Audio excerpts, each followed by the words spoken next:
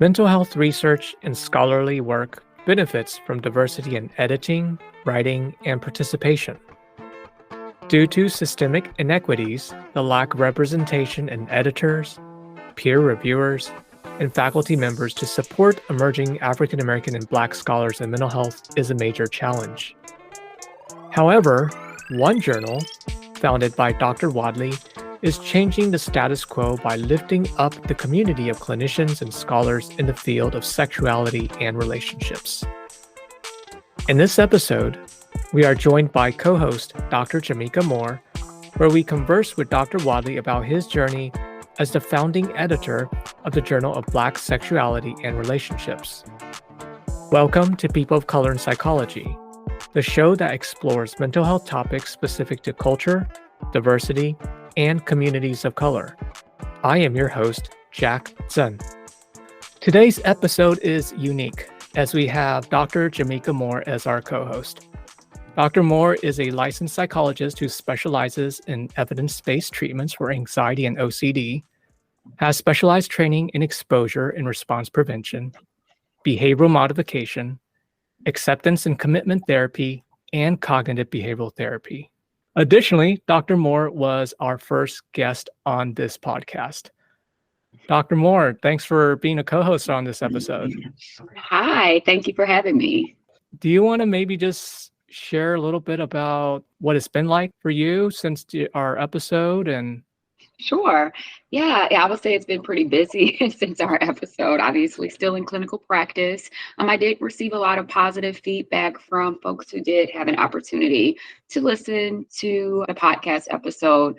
They gave feedback that they felt like, even though a lot of them weren't clinicians, that it was pretty digestible information and they really enjoyed it. They found it really interesting. As we talked about, a lot of people really don't have as much in-depth information about OCD. And so people really enjoyed the content. oh, fantastic. Well, I think one of the beautiful things about having all the diverse guest speakers on the show is we hear a lot of different perspective, which ties into today's unique episode, which is why we wanted to have you as our co-host. So today, our guest is Dr. James Wadley. He is the professor and chair of the Counseling and Human Services Master of Human Services Department at Lincoln University and the director of Sex Therapy Program at Council for Relationships. As a scholar, Dr. Wadley is the founding editor of the Journal of Black Sexuality and Relationships. He's authored several books, such as the Handbook of Sexuality Leadership and The Lost and Found Box, a provocative exploration about rediscovering happiness in the real you. As a licensed professional counselor, Dr. Wadley is a certified sex therapy supervisor and holds a private practice specializing in marriage, family, and addictions, including sexual addiction. As an African American and Black licensed professional counselor, Dr. Wadley will be discussing with us the inception of the Journal of Black Sexuality and Relationships, and the importance of supporting and advancing scholarly work for African American and Black mental health professionals. Dr. Wadley, thank you so much for being on our show today. Yeah, thank you so much for the cool invitation. When you reached out to me, or when Nebraska Press invited me to be a part of this podcast, it's like, what else would I be doing at this time that could be any more important than this? So thank you for having me during this time. Yeah, you're welcome. I was actually surprised that a journal had reached out to us because usually we've been, catering towards, mental health or, mental health professionals who are the clinicians doing this type of treatment.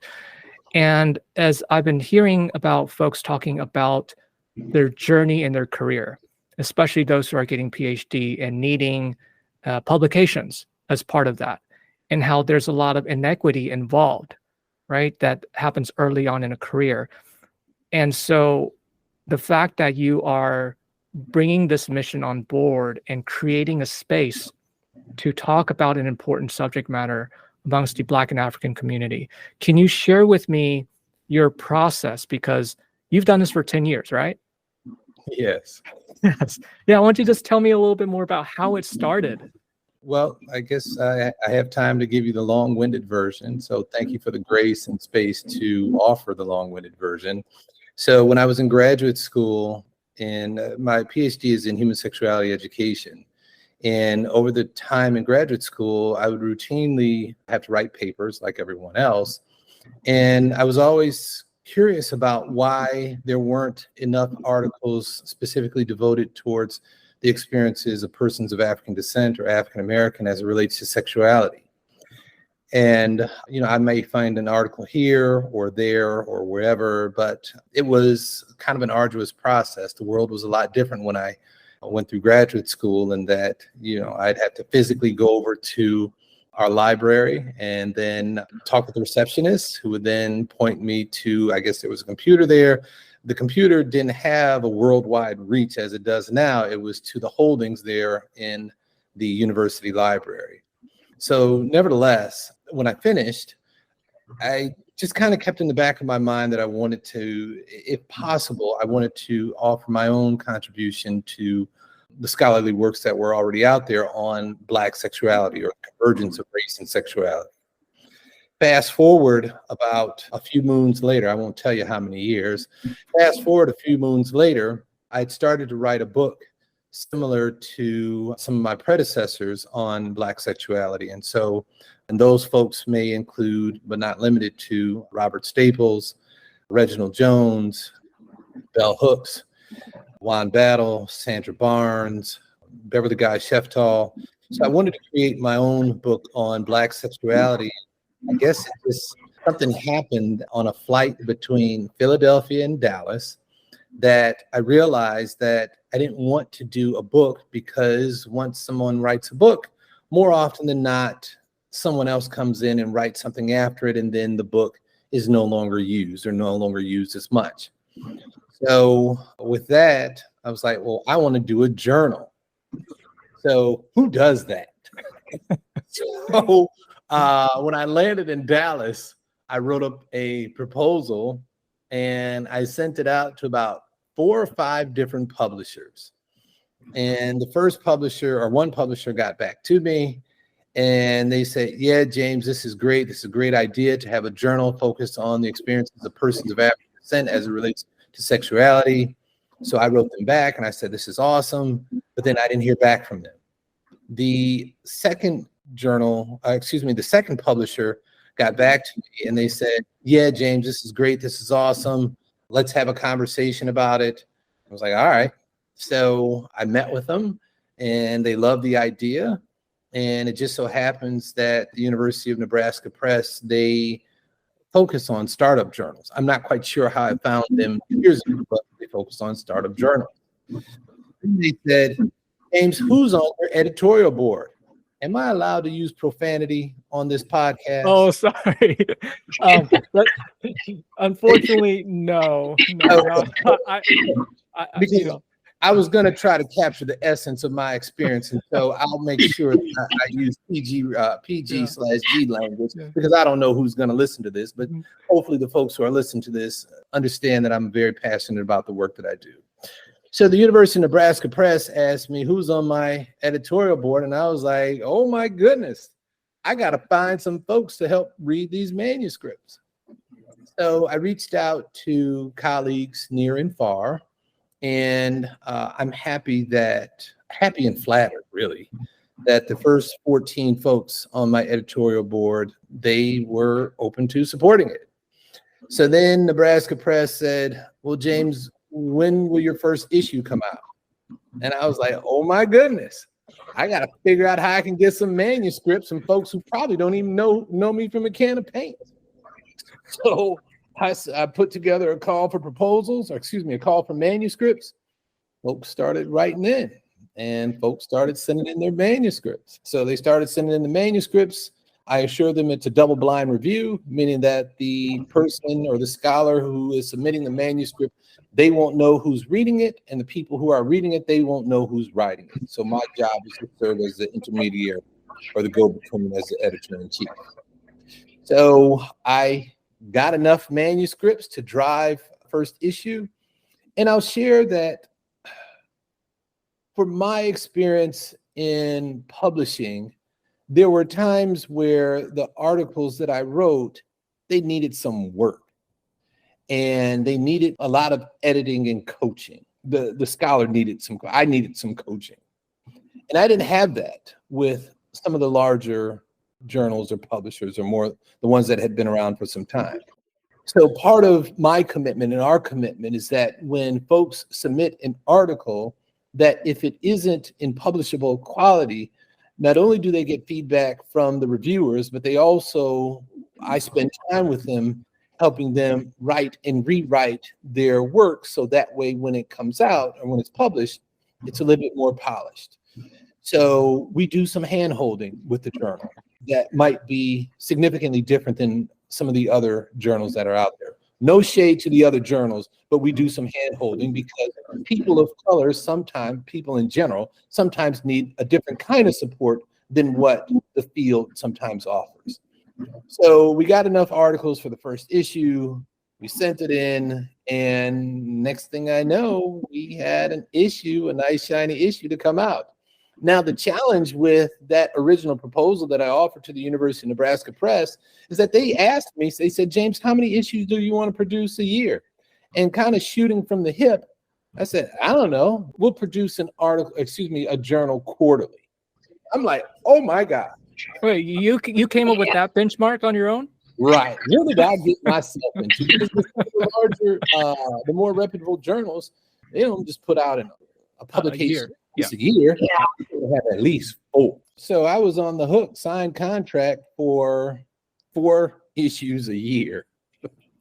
So the first issue, it came out, it's beautiful, yada, yada, yada. Folks are happy. They had a chance to publish. And, in the academy, folks need to publish or perish.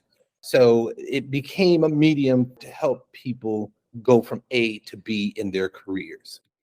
So over the years, well, now that we're 10 years down the road, we've produced, I think, probably 38, maybe about 35, because we've had some double issues come into play along the way. One of the things that I'm also proud of is that there are more voices at the table, and there's a plurality of perspectives that are offered in the journal. So I'm more than happy to step away and invite people to produce what's called the guest issue or special guest issue. The last issue, for folks who can't see, the last issue is a double issue produced by 4 of my colleagues on Black women and sexuality. And because I'm like, whatever, whenever, however, whoever, I do invite other folks to share their scope of expertise as a guest editor. And it's allowed me to, obviously I was complaining before we got on this podcast that I needed somebody to kind of step in, but I'm so happy and actually blessed that, folks are willing to share their work in whatever manner as it may relate to publishing research on the experiences of persons of African descent in terms of their sexuality. So here I am today. Wow. Definitely quite a journey. Yeah. Oh. And can I add a little bit more? I'm gonna throw this at you. Yeah. So about 3 years ago, I got an email from one of my publishers, which is Rutledge, Taylor and Francis. They reached out to me and they said, James, based upon we've seen your work or your community's work with the Journal of Black Sexuality and Relationships, and we want you to consider being the series editor for a book series devoted towards Black sexuality. So again, kind of shoot from the hip. I'm like, all right, let's go for it. So over the past 2 years, we've now published 6 books. 6 books that are devoted towards Black sexuality. And what this is an expanded collection of folks who may have contributed to the Journal of Black Sexuality from years ago. So our articles range in terms of page count, probably from 20 to 40 pages, depending upon the kind of article. And so the invitation now is for folks who may have published in the Journal of Black Sexuality Journal of Black Sexuality and Relationships if they would like to publish a book. So as the series editor for the leading conversations about Black sexualities and identities, it becomes another medium for folks to get their work out to the community and even the world. The Journal of Black Sexuality and Relationships is now available at 1,300 institutions around the world via Project Muse. Leading Conversations about Black Sexualities and Identities is published by Routledge, who is one of the top 3 academic publishers in the world. So when folks get their stuff out, they have products that they can say, yeah, you know what? Here's my book. It's published through Routledge, and it has a global following. Very awesome. I have a question for you. You know, in grad school, we all choose different areas of interest. How did you land on sexuality? Yeah, thank you for asking that. So for undergrad, I went to Hampton University, the real HU for you folks out there who may have an issue with that. But nevertheless, I went to Hampton University and I majored in psychology. Hampton was the best 4 years of my life because I couldn't walk to class any day without hugging at least 2 people. So it had a family feel. When it got to my last year, my senior year, we had to do a capstone project.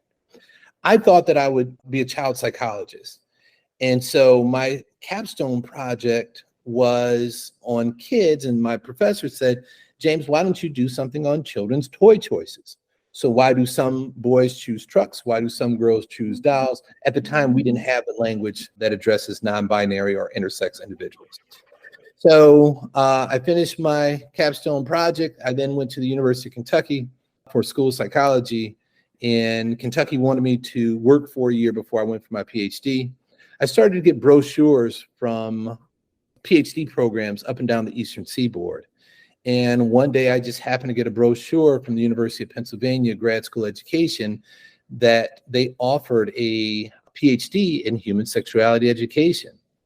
I was like, oh my gosh, this is where I'm supposed to be.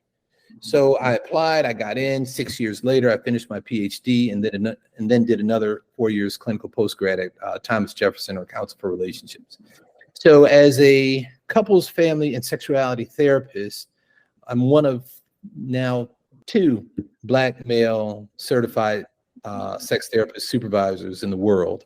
I'm certified through the American Association of Sexuality Educators, Counselors, and Therapists, and I'm also certified as a sex therapist supervisor through the Society for the Advancement of Sexual Health.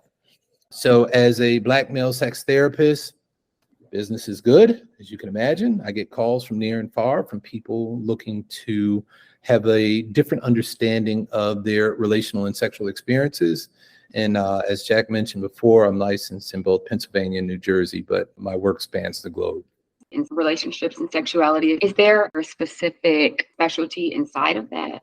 When we think about training, that's not something that I can recall having any real sort of specific training in. I do have one colleague that I can think of, maybe 2, who followed along that path, really, really small. So yeah, I'm just curious to know, do you have, like when I think about anxiety, there's so many directions you can go. Like it can be more phobia based or OCD based. Obviously, as a specialist, when we're specializing in anxiety, we do treat the gamut of that. But I'm just wondering, inside of what you do, is there an area of like a specialty area or a type of client that you really like to work with? Yeah, so I'll start off by saying that my specialty is sex therapy. And what that looks like is that if I have men who struggle, some men struggle with anxiety. Sometimes their anxiety enables them to experience a sexual dysfunction. It could be erectile dysfunction. It could be premature ejaculation. It could be priapism. It can be inhibited sexual desire. For some women who I see who struggle with anxiety, they may struggle with vaginismus, which is involuntary contractions of the vaginal walls. They may struggle with dyspareunia, which is pain during intercourse. They may struggle with body image issues or identity issues. I have any number of individuals and couples who may struggle with relational issues that may involve sexual compulsivity, where a person may have committed infidelity. If a third or tertiary partner hasn't been negotiating a relationship. I also work with couples and thruples who consider consensual non-monogamy or ethical non-monogamy and people trying to navigate different relational constellations. So the work that I do spans the continuum of sexuality, and it's awesome. I mean, especially if we're thinking about relationships, sexual identity, whether it is straight or LGBTQ plus is a huge component within that. And I'm thinking about also, I've taken some human sexuality courses in undergrad, and I think the predominant approach was mostly based on the sensate focused therapy approach. And I remember most of the authors or the researchers are, as you had mentioned, mostly white men. And then I'm just thinking from my positionality as an Asian American, the conversation of sex is just, like very frightening conversation. I remember having a textbook on human sexuality on my speakers. My parents walked in and like, oh my gosh, what are you studying? It's like just a conversation of sex in itself is such a taboo topic. So I'm wondering, just this idea of any, over the years of your experience in your work, can you share with me some of the nuances that may be within the Black and African community that we want to pay attention to appreciate, to honor? Just kind of curious about that. Well, one benefit of having the Journal of Black Sexuality and Relationships, as well as leading conversations about Black sexualities and identities, is that the journals, as well as my work, spans the continuum of Black sexuality. So you ask for a nuance that may be similar or different than other races or ethnicities. But I think from a bird's eye view, I think sometimes previous research creates a monolith out of all Black folks, all Black men and all Black women. The journal and the series addresses the nuances in so many different ways. I'm looking at Jamaica's hairstyle. And for some Black families, the conversations that they have with their children, that Black hair is beautiful as is. It doesn't have to take on a straight or finer posture as what some other ethnic backgrounds have. Black folks over the years have struggled with what their hair should look like. And I'm just talking just because I see Jamaica in the window. Also, I'm thinking about how colorism presents itself in Black communities, and that status is sometimes afforded to people of lighter or darker hues. Those nuances, I'm not going to say that they weren't ever captured in any of the research that I may have come across in when I was in graduate school, but it would be like one article. And in the next article, you had to go to some other institution to find another article that relates to colorism, texturism, or whatever about Black folks. The other piece about previous research is that sometimes and it's Black folks and white folks and whoever else in the middle, present Black sexuality in a way that there's some sort of health disparity, like something is always wrong in order to capture funding. People get funding based on what's wrong in Black communities. But for these two mediums, we really push our scholars to focus on what's right and how beautiful Black folks are in general and their expression of sexuality in general. So the nuance of Black sexuality, Journal of Black Sexuality and Relationships, as well as the leading conversations about Black sexualities and identities, the nuance is that it takes a holistic approach, a comprehensive approach to celebrating Black sexuality in all of its complexities. Yeah, definitely taking a stance where most of the papers or even funding is from the perspective of here's a deficiency, here's a problem, and here's how we resolve it, as opposed to, wait, how can we just appreciate and enhance and bring this and really lean into this particular identity, this nuance, what I wear, my hairstyle. And I can't speak to the Black culture, but just the idea of being able to appreciate oneself is a very different stance, as opposed to, oh, here's a problem and I had to fix it. Yeah, and I just think the ability to have that represented, the nuance of it all, right? That, as you spoke about, we don't get a lot of what I would say mainstream journal articles or researchers studying that aspect of our human experience. So as someone who identifies as an African American Black woman, to know that research is out there and it's being done and only doesn't take a deficit perspective, even if part of the research were about trying to understand an issue or address an issue, at least there's that representation there that I think is really, really important and often missing inside of our academic experiences and our training opportunities. And so I think just having this podcast and the work that you've already done, getting the word out there a bit more can lead towards more people maybe even wanting to go into this area of study, which I just think is really, really, really, really important, because these conversation topics are out there and represented in social media as people talk about it in a layman's perspective. But I do think that from an education perspective, training is just really amazing work. And so kudos to you and your team. Well, thank you. And Dr. Wadley, tell me about this special issue. And I think that's one of the reasons we want to showcase the contributions of the authors, as well as what you're looking for our listeners who might be submitting, who may be interested in trying to get more involved scholarly or trying to get more publications. Can you share with us what you're looking for? Well, this last issue that came out, it was volume 9, issue 3 and 4. It's the winter and spring issue. So it was produced by Karen Sears. She was at Denison. Stacy Brown was at the University of Connecticut. Camilla Woodson, who is at Howard University. Janice Moody, who is now a practitioner down in Texas. So 4 Black women got together. They wanted to put together a special issue. And so the articles in this particular issue includes Selecting Singlehood and Creating Community, How Black Women Are Reclaiming Agency and Defying Stereotypes. That's by Janice Lane, Erica Sims, Amber Clooney, and Camilla Marie Woodson. The Love Jones Cohort, Single and Living Alone by Choice. Circumstance for Both is Marriage the Option by Latoya Council and Chris Marsh. Doing Me, Millennial Women's Expression of Sexual Agency in St. Kitts. That's by Xavier Roma Richardson. The next article is Concurrent Partnerships Among Black Women in the United States.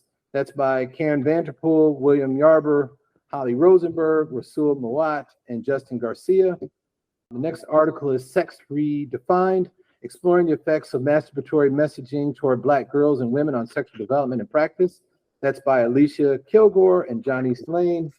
The next article is Claiming the Erotic and Intimate Self, the Sexual Agency of Adolescent Girls in Trinidad and Tobago. That's by Leslie Robertson Ponset.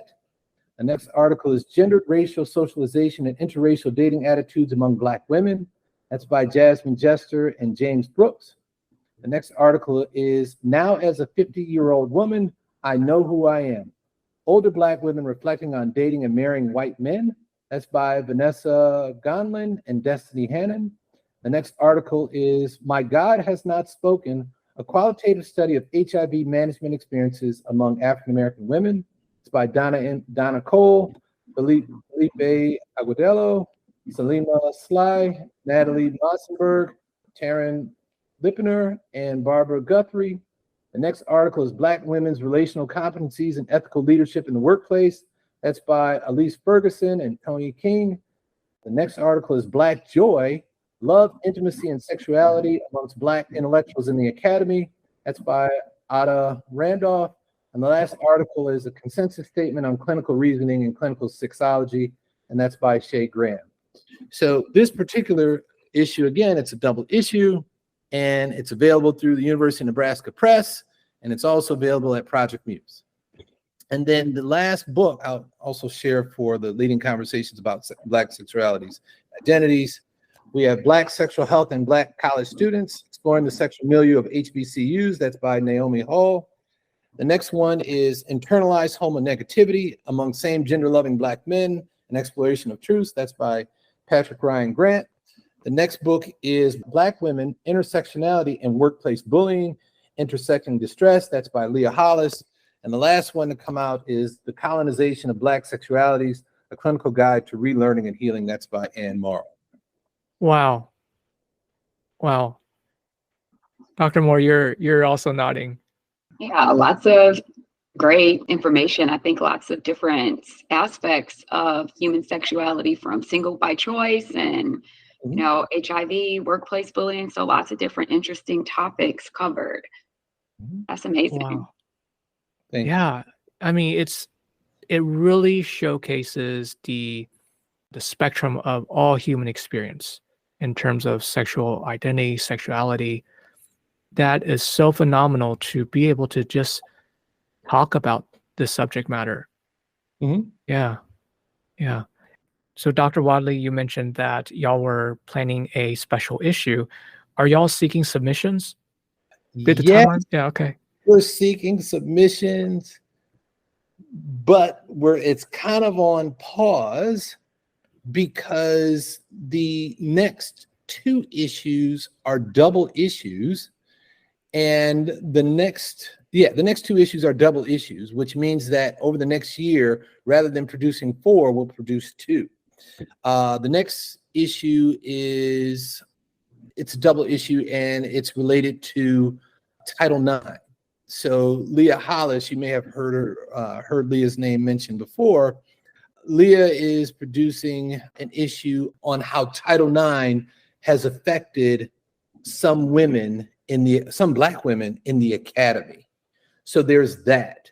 Then after this issue comes out in the fall, it's another double issue, and it's on Black folks' experience with immigration, and that's through another guest editor, who's Juan Battle, who is up at SUNY. So are we looking for articles right now? Yeah, because we're not turning anybody away.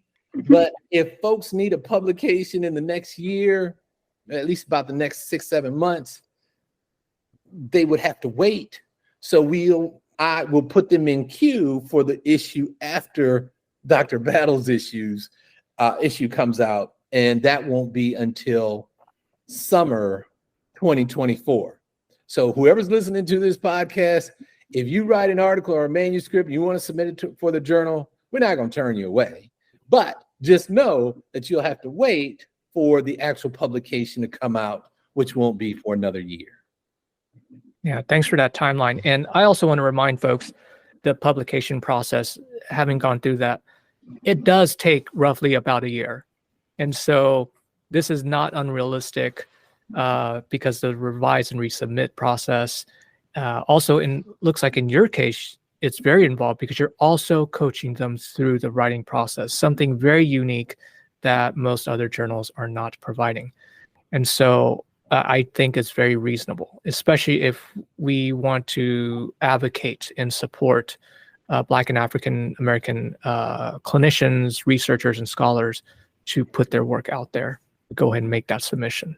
Is there anything else y'all want to share or talk about? Or Yes. Yes. I got something. Sure. So about 9 years ago,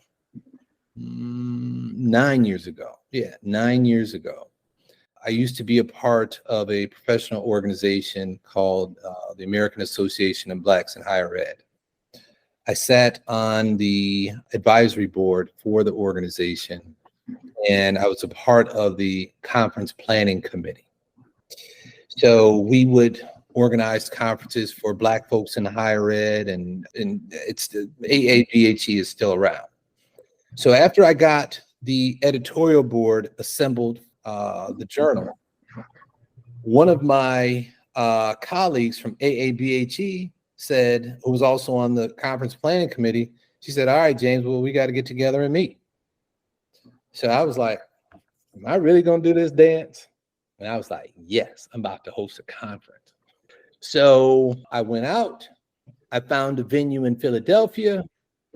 The venue in Philadelphia asked, what organization wants to host this conference?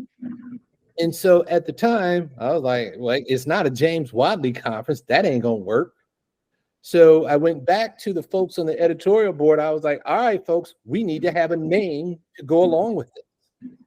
So the folks on the editorial board voted for the Association of Black Sexologists and Clinicians, which is why my name listed at the bottom is the ABSC, Association of Black Sexologists and Clinicians.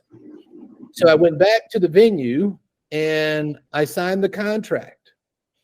And I was on the hook as the lead person for a ton of money. And so they asked me, when did I want to host my first conference? I said, give me a year. So started sending out emails, started calling folks like, hey, you know what? We got a conference coming up. And would you like to submit a proposal to present at the conference? And I got a nice number of folks who were interested in sharing their work around Black sexuality.